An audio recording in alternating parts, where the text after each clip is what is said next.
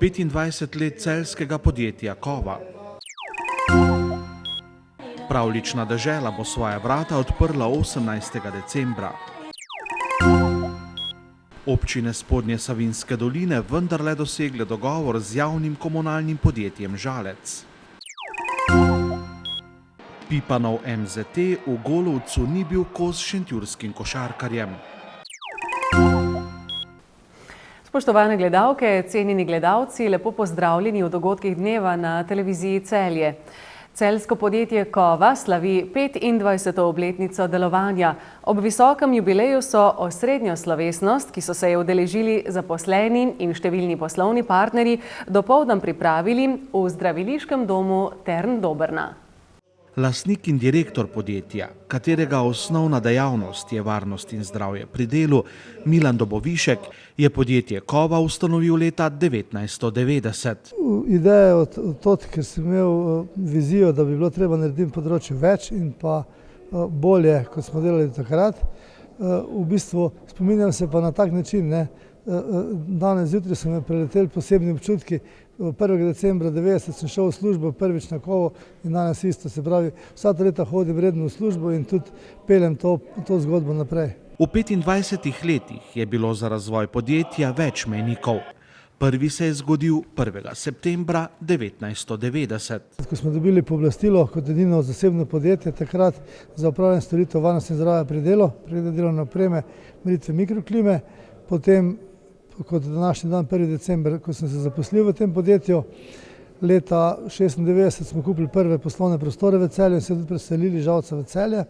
Potem pa leta 2003, ko smo prejeli prvo akreditacijo od slovenske akreditacije, kar je bilo takrat bistveni preskok v kvaliteti dela kot do tedaj.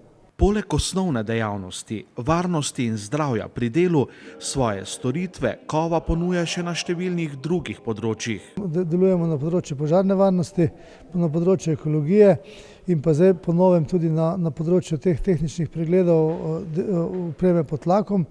Pomembno področje, ki smo ga razvili zdaj v letu 2015, je pa to področje meritve kemijskih škodljivosti na delovnem mestu, ki jih opravljamo po akreditirani metodi od priprave meritve do izvedbe same meritve in do končnega rezultata. Družba Kova je v letošnjem letu praktično prva v Sloveniji akreditirala področje izvajanja meritev kemijskih škodljivosti na delovnem mestu, tako da dejansko imamo 5 metod akreditiranih za področje meritev kemičnih škodljivosti na delovnem mestu, ki pokrivajo načeloma 40 različnih nevarnih kemičnih snovi. Dejansko to smatramo za en velik uspeh našega preizkusnega laboratorija, prav zato zaradi tega, ker slovenska akreditacija je dejansko morala vzpostaviti sistem akreditacije tega tehničnega področja, kar dejansko še ni imela vzpostavljeno. Prav tako pa smo mogli prvi v Sloveniji vzpostavljati sistem pristopa k akreditaciji teh metod, ker prav tako tega ni bilo še razvito v Republiki Sloveniji. Tako kot je z leti raslo podjetje, je pri delodajalcih rasla zavest o pomenu varnosti in zdravja pri delu. Seveda se zavedajo delodajalci vedno bolj. Je pa kljub temu, da ne bi smela biti varnost in zdravje pri delu tudi ekonomska kategorija. Se pravi, tisti leti, ko je malo slabše, delodajalci malo priškrne tudi pri varnosti in zdravje pri delu. Sicer pa mislim, da je zaveščanje zelo visoko. Je pa to, tako pri vseh ostalih zadevah tudi, najmalj pomaga tudi na to inšpektorat za delo, ki opomni delodajalce, če kaj ne izvaja, tako bi mogli. Podjetje Kova trenutno zaposluje 25 ljudi. Po številu zaposlenih in prometu so v svoji branži tretji v državi. Prihodnje leto nameravajo z odprtjem nove poslovne enote v Kranju število zaposlenih povečati na 30. Naslednjih 25 let je pogled sveta, se pravi, če bomo šli s takim tempom naprej in pa s tako ekipo, mislim, da se nima česa bati. Tudi selimo se v nove prostore v letu 2016, tako da bomo vsi v lepih, novih in krasnih prostorih. Pravljična dežela, ki je del pravljičnega Celja, bo letos vrata na glavnem trgu odprla 18. decembra. Organizatorji bodo na odprtje letos opozarjali s posebnim programom, ki bo potekal že teden dni pred otvoritvijo. Pravljična dežela bo otrokom tudi letos ponudila pester in raznolik program, ki se bo zaključil z otroškim silvestrovanjem 31. decembra. Pravlična dežela je že 15 let stalnica prazničnega dogajanja v Knežjem mestu. Letošnja bo trajala kar 21 dni, saj bodo s prazničnimi doživetji najprej od 11. do 17. decembra vsak dopoldan med 10. in 12. otroke popeljali na nepozabno pravlično popotovanje. Od 17. do 19. pa se bodo v prisotnosti gospe Božičkove predajali prazničnim pričakovanjem. V Celje bo prišla in je že danes prišla gospa Božičkova z namenom pripraviti pravlična pričakovanja, vse tako, kot se v mestu pričakuje. V bistvu bomo izvedeli, da za ozadjem stoji prav ona. Vse uredi in pripravi, se z otroki podruži in njenega sladokusa, sladkega Tonija, ste danes poznali, se pravi vse pripravita, pomaga ji pri peki in zato je gospod Božiček tako čaroben in veličasten. Gospa Božičkova pa se bo pripeljala točno ob 18. uri in seveda jo z nestrpnostjo pričakujemo in vsa njena doživetja in zgodbe tako izza kulisja pravličnega dogajanja. Odprtje pravlične dežele bo 18. decembra ob 17. Dogajanja bodo popestrili novi pravlični liki. Vilinski zbor je pravlični zbor in vsaka vila nosi svoje sporočilo. Letos vključujemo tudi palčke, ki seveda napovedujejo to pravlično dogajanje. Vsak dan bo vstopila nova junakinja.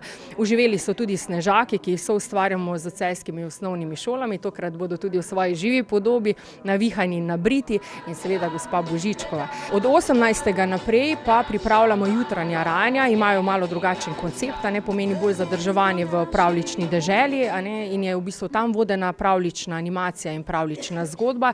To je zjutraj od 10. do 11. je prvi krog in od 11. do 12. drugi krog. Nato pa odpiramo vrata ob 17. uri vsak dan prihaja v gostje pravlične vile in vsi junaki in predstavijo svojo zgodbo, vsak dan jo dopolnijo in dogradijo in potem rajamo, se veselimo. Vrhunec dogajanja v pravlični deželi bo otroško silvestrovanje, na Silvestrovo točno opoldne. Letošnji glasbeni gost bo Vlado Kreslin. Pravlično deželo vsako leto obišče veliko otrok, največ iz Celja, prihajajo pa tudi iz drugih delov Slovenije. V dogajanje se vključujejo še celjske osnovne šole. Na eni strani torej so vabljeni kot pravlični junaki, na drugi strani tudi sooblikujemo nastope, tako da čisto vse šole letos sodelujemo tudi na odru in pa seveda tudi v popoldanskem času otroci povabijo svoje starše. Omogočamo obisk pravlične dežele prav zaradi tega, da lahko res vsi otroci doživijo nekaj tega pravličnega prav v pravlični deželi, da se posladkajo v pravlični deželi, predvsem pa da doživijo to pozitivno zgodbo, kajti v teh časih vse družine tega žal svojim otrokom doma ne omogočajo. Kot še poudarjajo, so mnogi skušali pravlično deželo kopirati, a omagali, saj gre za res velik zalogaj. Za samo pripravo pravličnih junakov je potrebno eno daljše obdobje in to izjemno kvalitetna priprava. Potem seveda tudi je treba vzdrževati teh 21 dni letos, da ti mladi dejansko in pravlični junaki to zdržijo. To je potrebna ena posebna energija in seveda vsi tisti, ki v ozadju tudi pomagamo soustvarjati, pomeni, da moraš imeti ogromno entuziazma, ogromno energije, predvsem pa verjeti to, da se tudi brez velikih sredstev da narediti nekaj velikega. V sodelovanju s Slovenskimi železnicami bodo v pravlično Celje in pravlično deželo vozili tudi posebni vlaki iz Maribora, Velenja, Ljubljane in Podčetrtka. 6 spodnjesavinjskih občin je po večmesečnem usklajevanju vendarle podpisalo najemno pogodbo z javno-komunalnim podjetjem Žalec, ki skrbi za vso komunalno infrastrukturo v dolini. Zadnja pogodba je bila podpisana leta 2010 in se je iztekla konec lanskega leta. Z aneksom pa so jo nato podaljšali do konca letošnjega decembra.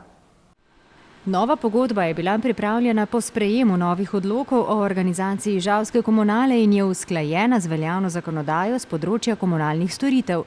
Vse občine, ustanoviteljice javno-komunalnega podjetja so pogodbo podpisale v enakem besedilu.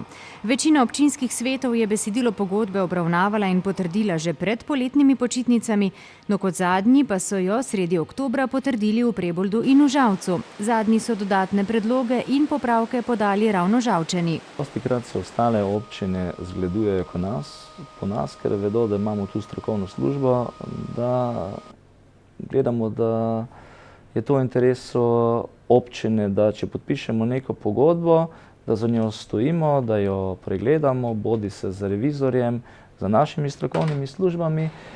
In ta pogodba je posebej zahteva posebno pozornost, ker se nanaša na vseh 6 občin. Ker mi dajemo komunali občine v najem infrastrukturo. Vso naše cevi, kanalizacijske, vodovodne, črpališča, prečrpališča, skratko, vso našo infrastrukturo jo prevzamejo in tam v tisti pogodbi je definiran tudi kdaj, na kakšen način se vzame v najem. Potem pa to komunalno podjetje na osnovi sprejetih elaboratov v obliki omrežnine zaračunava uporabnikom. In to najemnino za infrastrukturo, ki jo občin dajemo v najem, morajo občini tudi plačati. In tam je bilo treba tudi določiti roke, v katerem času morajo to občini plačati. Seveda smo tam rok malo podaljšali, ker imajo dostikrat probleme z izterjavo. Seveda, oni bi si želeli, da bi bila izterjava še boljša, učinkovita, pa dostikrat ni. In mi pa tudi nismo pristali na to, da jim rok ne vem kako podaljšamo, pa potem oni niso dovolj učinkoviti za svojo izterjavo. In to so bile stvari, ki jih je bilo treba definirati. Mi smo tudi hoteli, da so oni kot dober gospodar, da dobro upravljajo s to infrastrukturo, da racionalizirajo svoje stroške, da mogoče pogledajo še, kje lahko dobijo kakšne druge prihodke. Skratka, ene stvari smo pregledali, definirali v tej pogodbi in to pogodbo so potem morale podpisati vse občine. Želeli smo, da je čim bolj kvalitetna in da se komunala zaveda, da je to eno podjetje, ki je v lasti občine in ne občine v lasti komunale. Sicer pa se je končni podpis, kot je povedal direktor Matjaž Zakonjšek, zamaknil tudi zaradi zahteve Finančne uprave Republike Slovenije, ki je najprej zahtevala, da v posebno bazo na njihovi spletni strani vpišejo vse parcele, ki jih prevzemajo v najem. Teh parcel je 92.400, postopek vnašanja pa je ročen. No, po 2 mesecih pregovarjanj je Zakonjšek s Finančno upravo sklenil dogovor, da podpis parcel hranijo v fizični obliki na sedežu podjetja in v občinskih arhivih.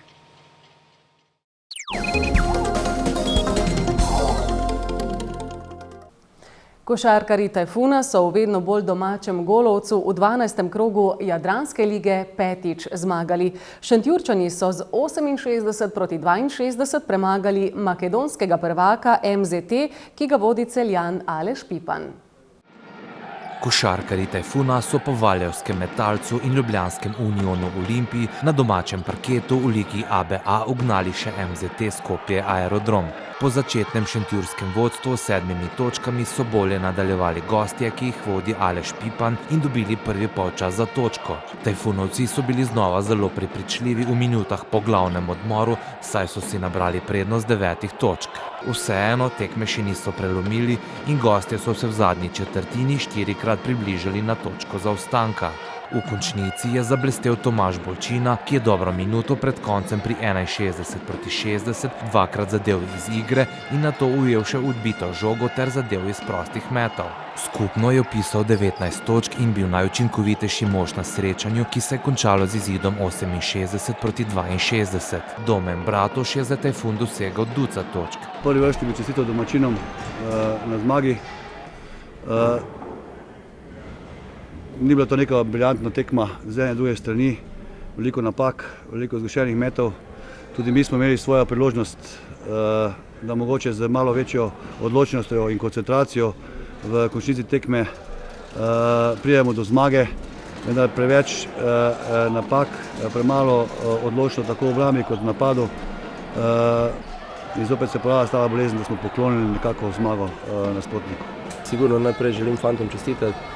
Mislim, da nam je zdaj uspelo, oziroma da smo dokazali, da lahko tudi tekme, ki so v bistvu izenačene in pa ko na koncu treba pokazati, lahko da so to tekmo prelomili in na koncu mislim, da zasluženo zmagali. Tudi 40 minut v bistvu smo bili skozi v neki rahli prednosti, kljub temu pa je tekma bila dosti izenačena. Sami smo vedeli, kje so v bistvu njihove največje nevarnosti, in sicer to je njihova pick and roll igra, na drugi strani pa tudi mi smo jih preko pick and roll igre največ napadali. In mislim, da sploh v drugem polčasu, da nam je to še dosti boljše uspevalo kot v prvem, tudi v obrambi mislim, da smo boljše branili pick and roll in mislim, da je to eden tistih ključnih elementov, na katerem smo tekmo danes dobili. V sredo čaka Šentjurčane odločilna tekma za preboj v drugo fazo tekmovanja pokala FIBA Europe. V Golovcu bodo ob 17. uri začeli tekmo z vodilno ekipo skupine F, danskimi Buck and Bears. Mi imamo realne možnosti, to smo videli, da lahko z njimi igramo že na Danskem, pač splet okolični je bil tak, zasluženo so oni zmagali, tudi če bi mi zmagali to tekmo, bi bilo zasluženo. Imajo eno kvaliteto sigurno, imajo dobrega trenerja, se pravi trener Španec ima izkušnje iz Španije, njihov prvi organizator igre je Španec, to se pravi ima izkušnje iz ACB lige, imajo še pod košem igralca tako kot organizator igre, tako z izkušnjami iz Španske lige, to se pravi eno kvaliteto imajo in niso slučajno na prvem mestu. Naše je, da pokažemo tisto, za kar verjamemo, to se pravi, da smo boljša ekipa, da pač oni so imeli malo več sreče in da smo sposobni tudi nadigrati to ekipo, ki je še brez poraza. Prav tako v sredo se bo ob 19. uri Zlatorog doma pomeril s francoskim Elanom iz Chalona. Laščani so žal že brez možnosti za napredovanje.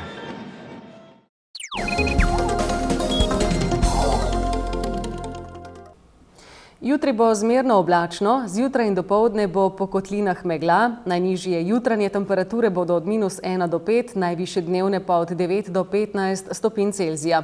V četrtek in petek bo pretežno jasno, zjutraj in dopoldne bo po nižinah megla ali nizka oblačnost, bo pa tudi razmeroma toplo.